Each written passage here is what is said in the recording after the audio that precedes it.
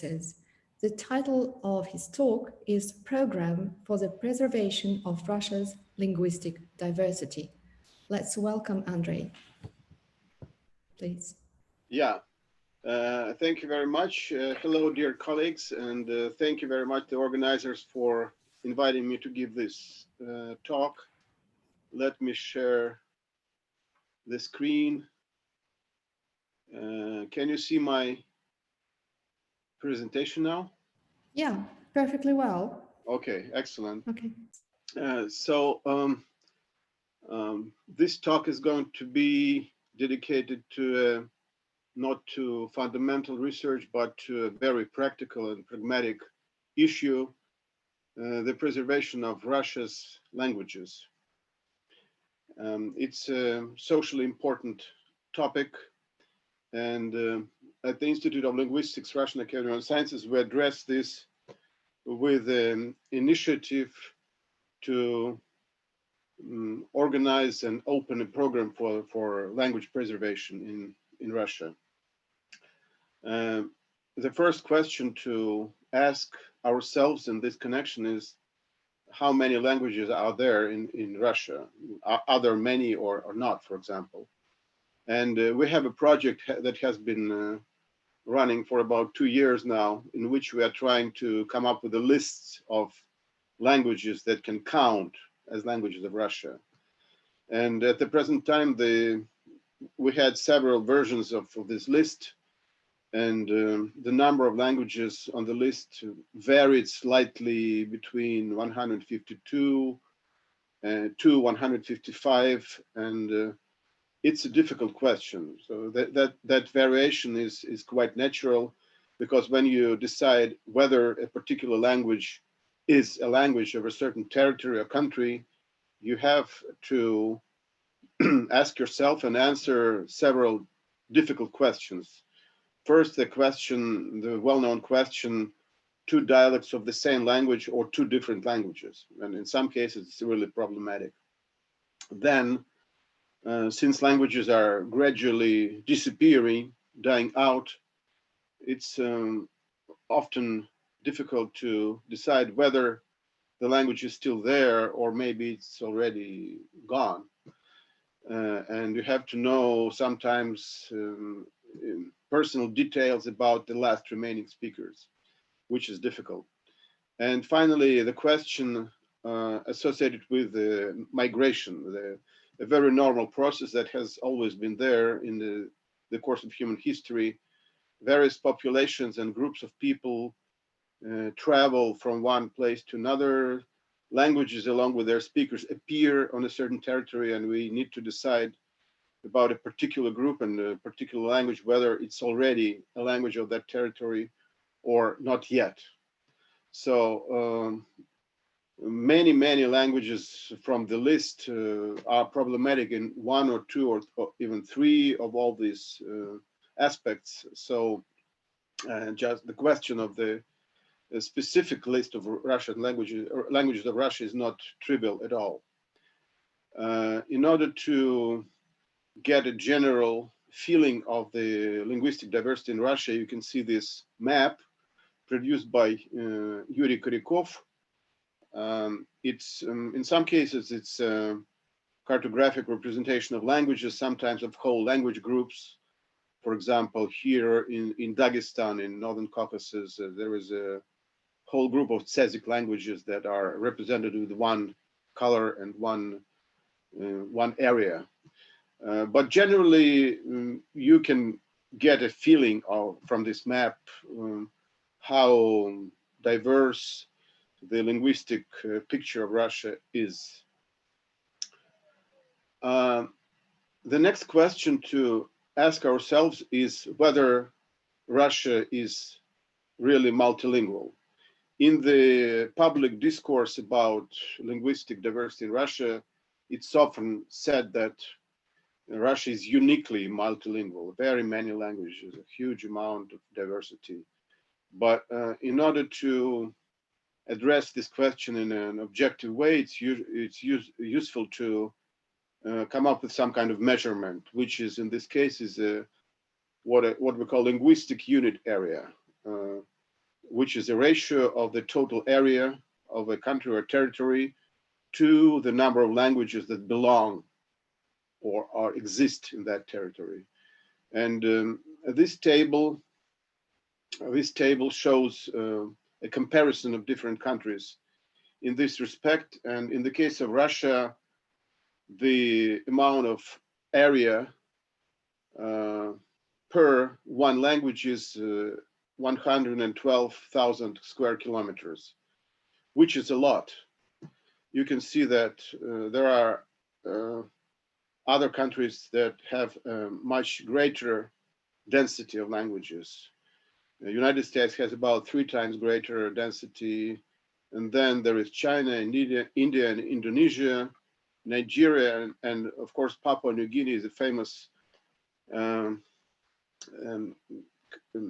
country of exceptional linguistic diversity, in which only 545 square kilometers per one language is found. And in that, from that perspective, you see that Russia is quite multilingual. It's more multilingual than many countries of Western Europe, for example, but it's not exceptionally multilingual, and the number of languages is, so to speak, manageable, which is important, and you will see later how important it is. Okay. There is a universal process of language extinction that started a few centuries ago in connection with the so-called age of discovery, when Europeans started colonizing various continents, various places on Earth, and that often led to decrease in linguistic diversity in these newly discovered areas. And there are, this process is quite old, but it is becoming, it's accelerating right now. And there are estimates that by the end of the century, up to 1/2 of languages that exist now may become extinct. As any forecast, it's not provable, but it definitely is reason to worry about the fate of many languages, human languages. Why does language extinction happen?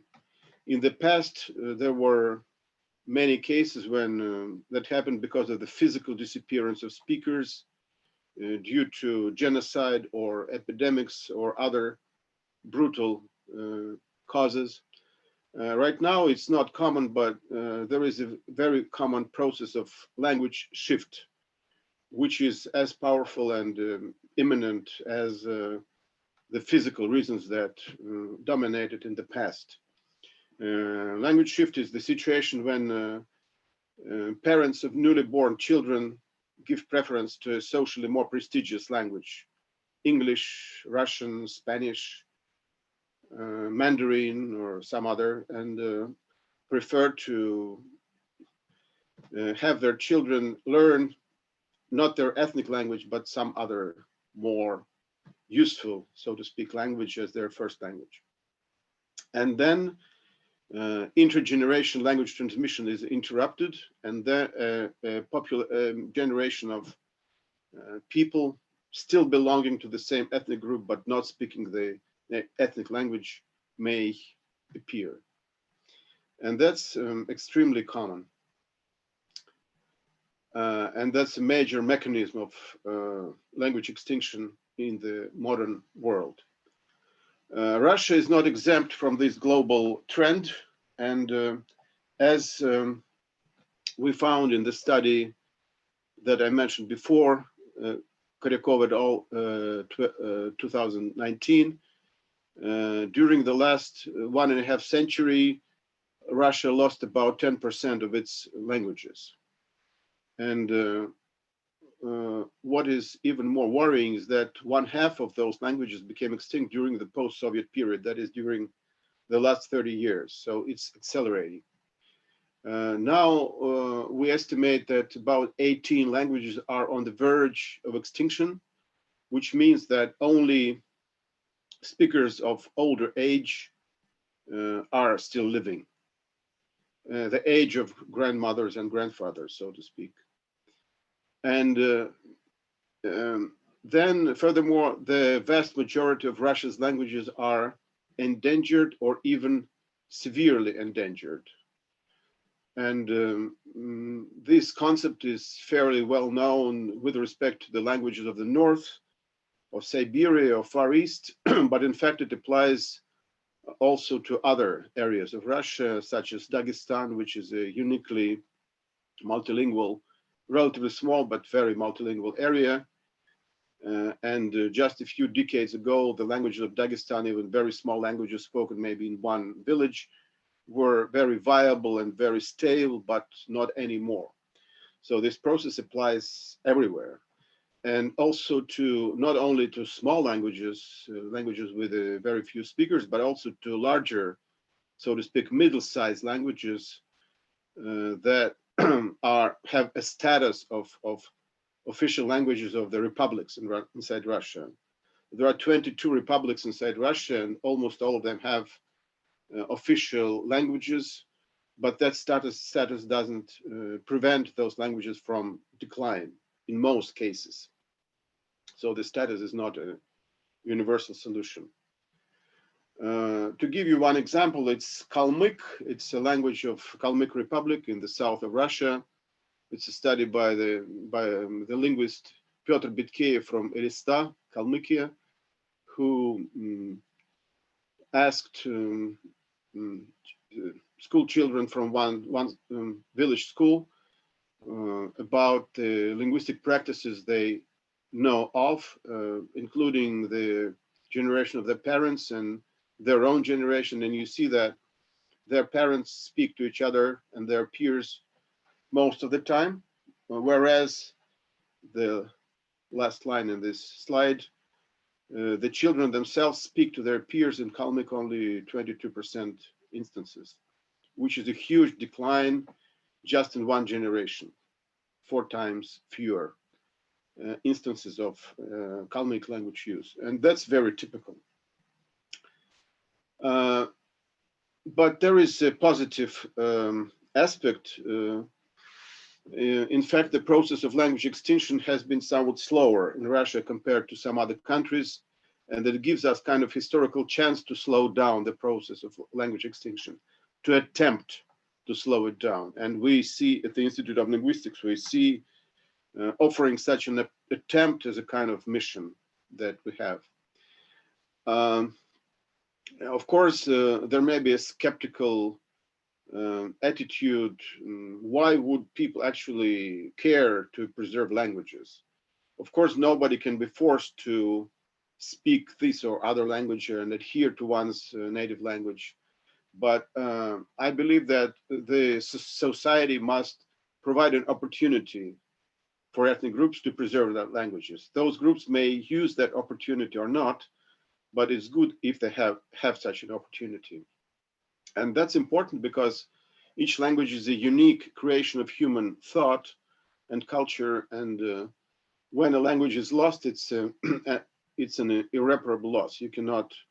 Usually you cannot do anything after a language is lost. And here I would like to quote Michael Krauss, a prominent American linguist who was one of the main advocates of linguistic diversity. And he said that we must do some serious rethinking of our priorities, lest linguistics go down in history as the only science that presided obliviously over the disappearance of 90% of the very field to which it was dedicated. The current context is quite favorable. The problem of the preservation of linguistic diversity is noticed in the world. The last year was the International Year of Indigenous Languages, declared by United Nations as such. And then after the end of that year, the United Nations decided to announce the International Decade of Indigenous Languages, which is going to start in 2022. What can we do practically? We believe that we can initiate a national program for the preservation of languages of Russia, trying to slow down the process of language extinction and maybe even reverse this process in some instances.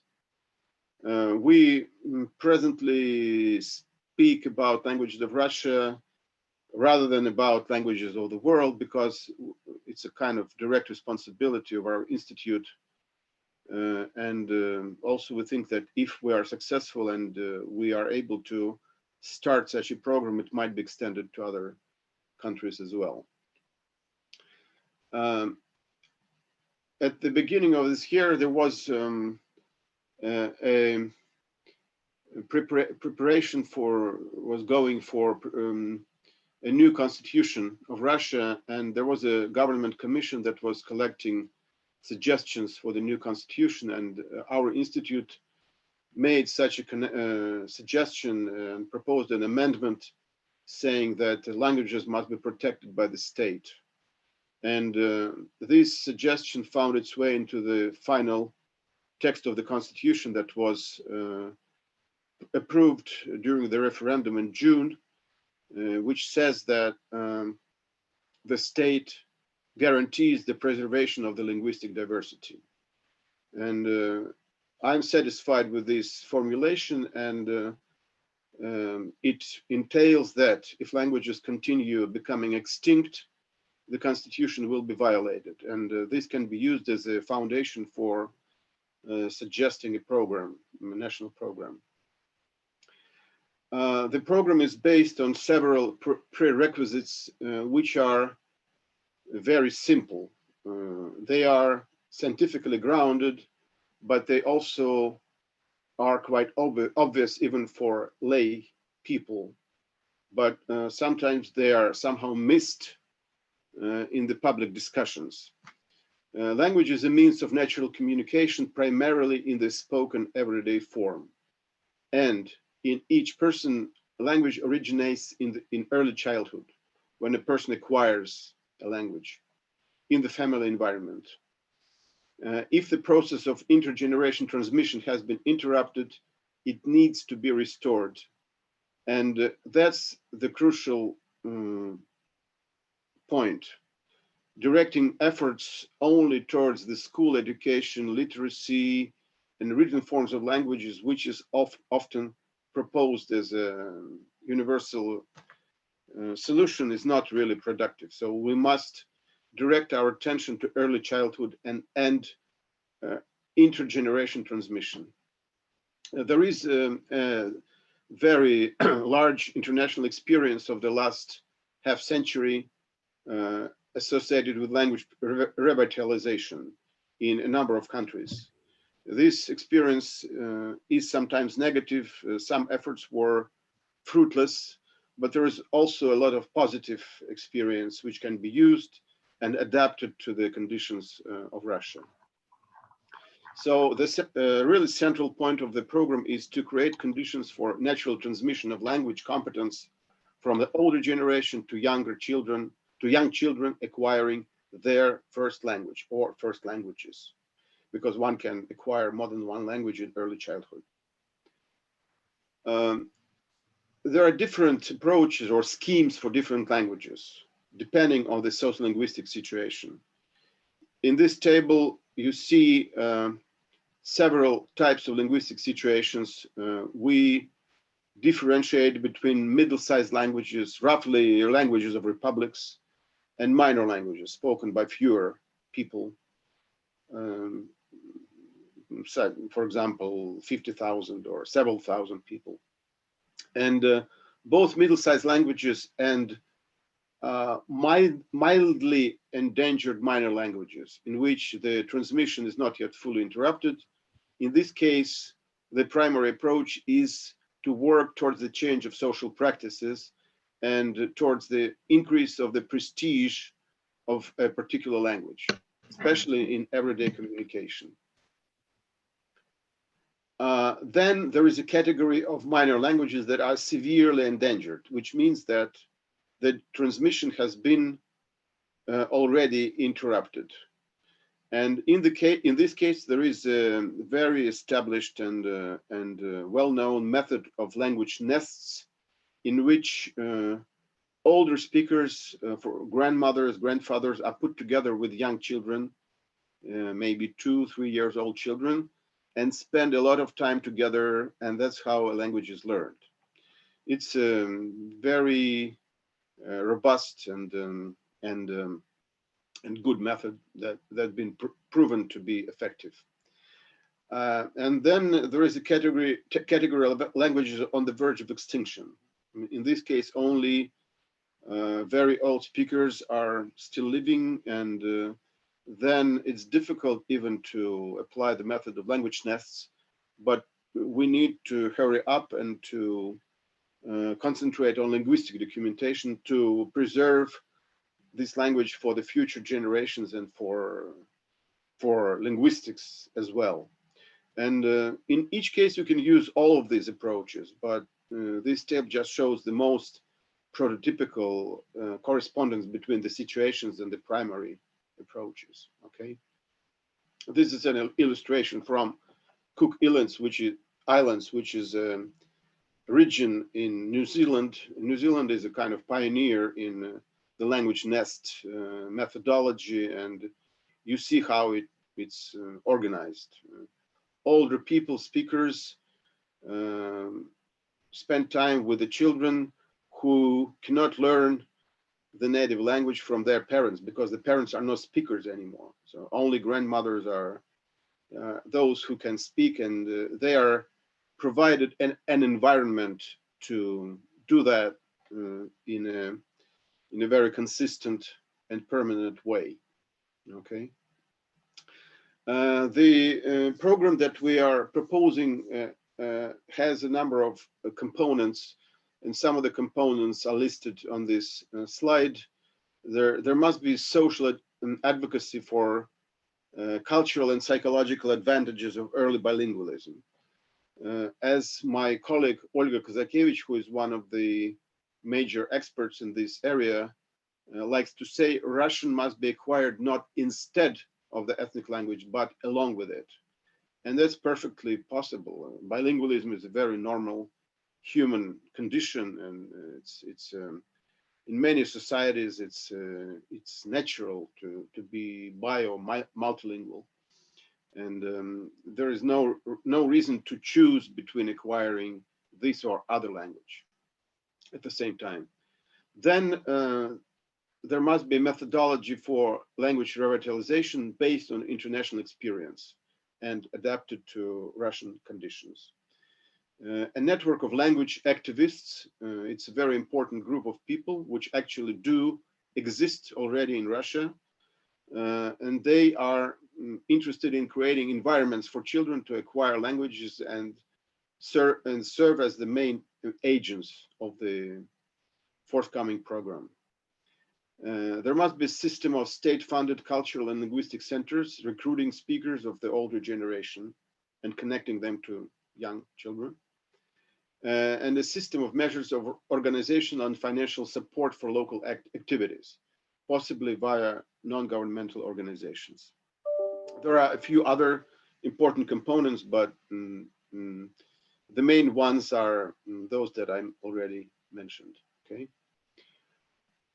So 3 pillars of language revitalization are: first, key participation of local activists, administrative and financial support, and scientifically grounded methodology and expertise.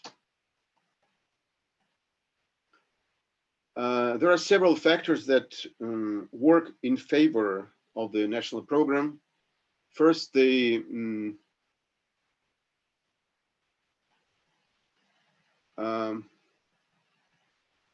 manageable number of the Russia's languages. For such a huge country, the number of languages is not extreme. It's possible to keep them in mind at the same time and put them in the framework of one program. Then there is a very important negative and positive experience accumulated in other countries during the last 50 years. And finally, the centralized character of the Russian state. It's often criticized, but in this case, I hope that it can be put to work and be useful for this potential program. Okay. There are many obstacles and risks, of course. It's a difficult enterprise. Some obstacles are associated with the social context. In particular, knowledge of ethnic languages is often associated with poverty and marginal status, and it's a very common prejudice in the minds of linguistic minorities. And there is also the myth of monolingualism that I already mentioned, according to which one has to choose learning this or that languages, and assuming that bilingualism is a very high load on one's brain, which is not true in fact.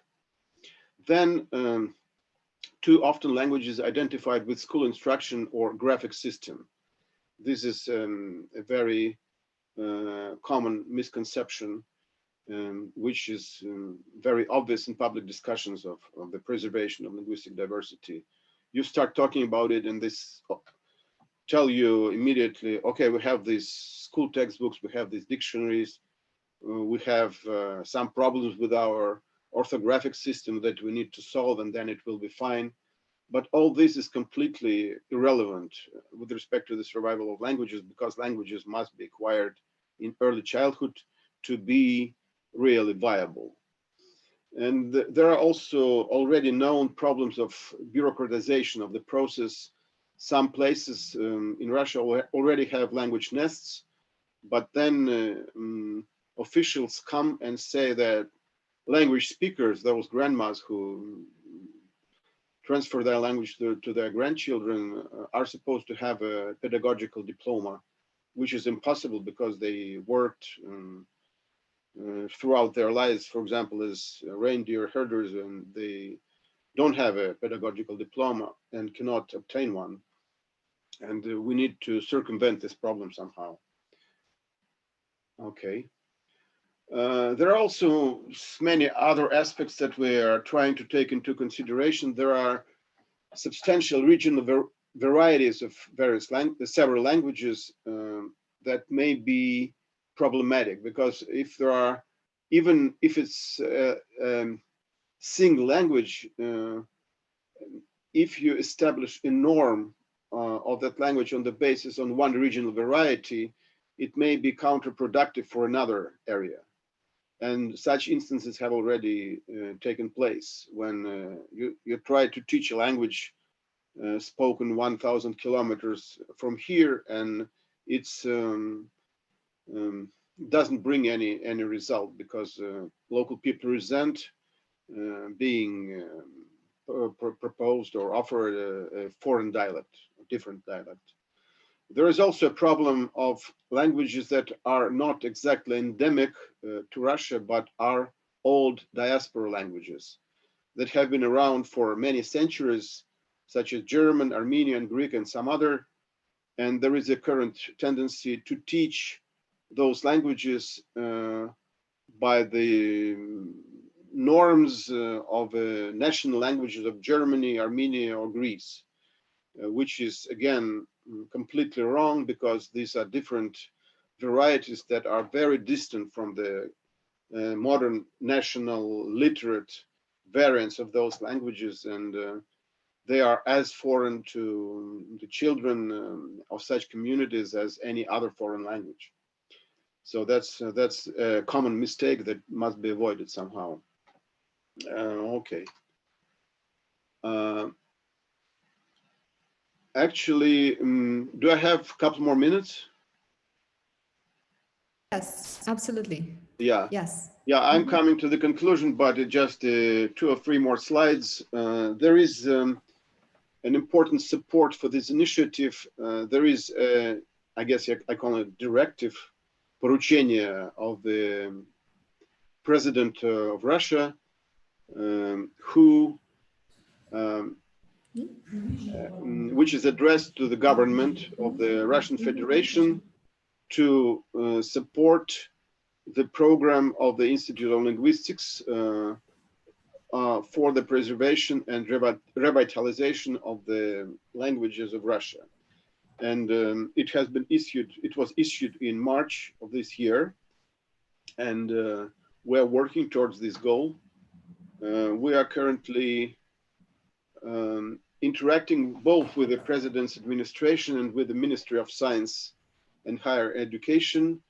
And we have drafted the program's roadmap with 3 stages. The next year is the preparatory stage. And then there is a year for the development of the program as such. And finally, 10 years for the implementation of the program. So it's a long-term initiative. And we argue that in our roadmap that a special unit must be created that will both develop the program and then be responsible for its implementation. And it must include 2 sections, one for language maintenance and the other one for language documentation. And such a unit must operate under the supervision of our institute, but it must be separate, have its own personnel, and have its own clearly defined practical task. It's very important, and that's what we are proposing. I don't know what exactly works out. We'll know shortly, but I hope that something along these lines will be put in place. And I conclude with this slide showing that diversity is better than monotony, and I hope that our society is going to be diverse rather than have just one language spoken exclusively by everybody in several decades. Thank you for your attention. Thank you so much, Andrej. Thank you for sharing this large-scale project with us, which is really important. We can't deny this in any way. And just a small comment is that we're not so much pressed for time now, because we will not have, unfortunately, Christian Rasman with us today.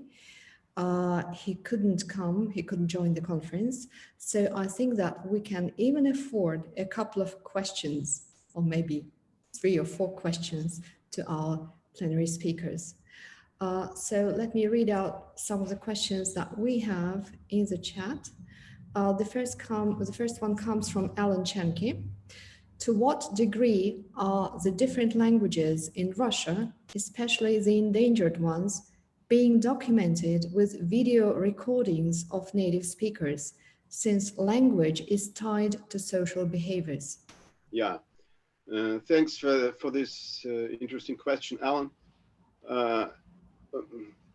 During the last couple of decades, it has become a golden rule of language documentation that such recording must be made.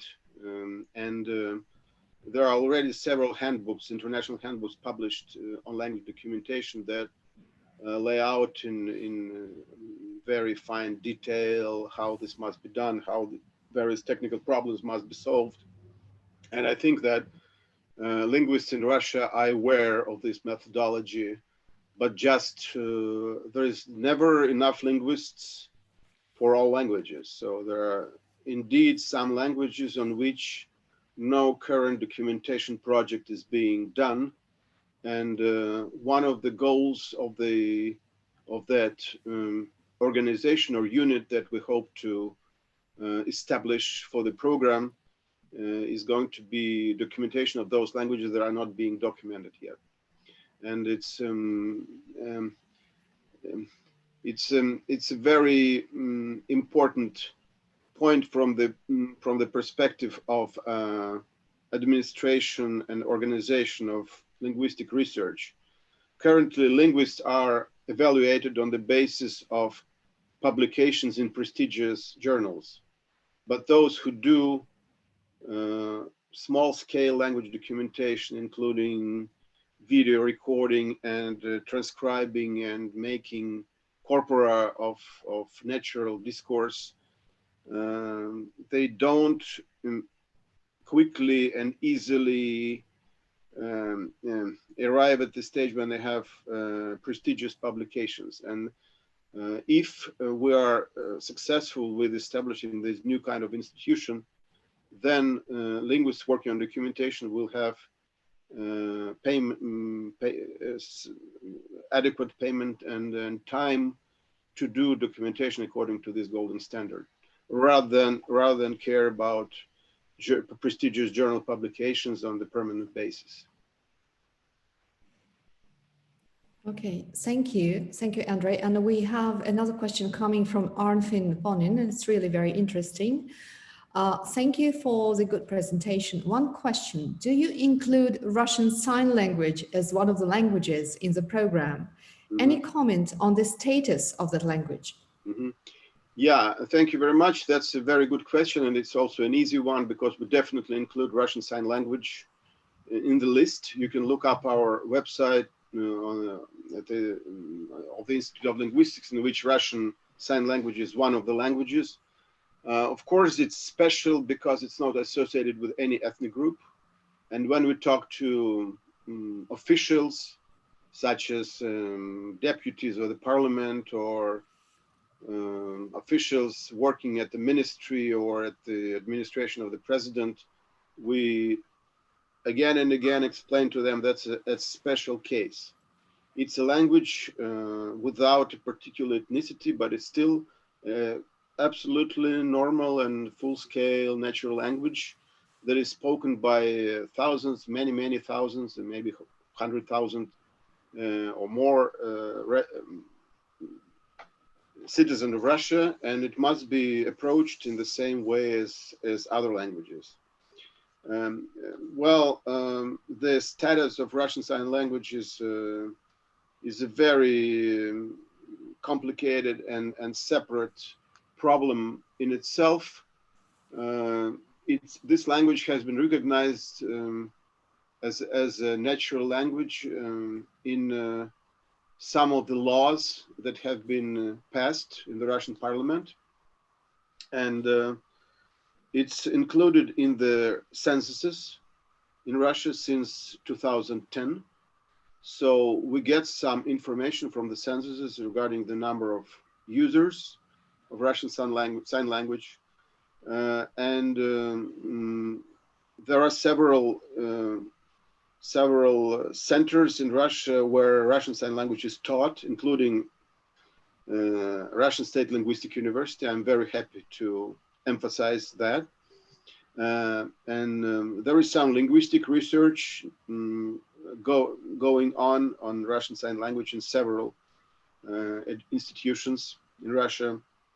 But we still have a long way to go because the community of so-called third pedagogical area, so that is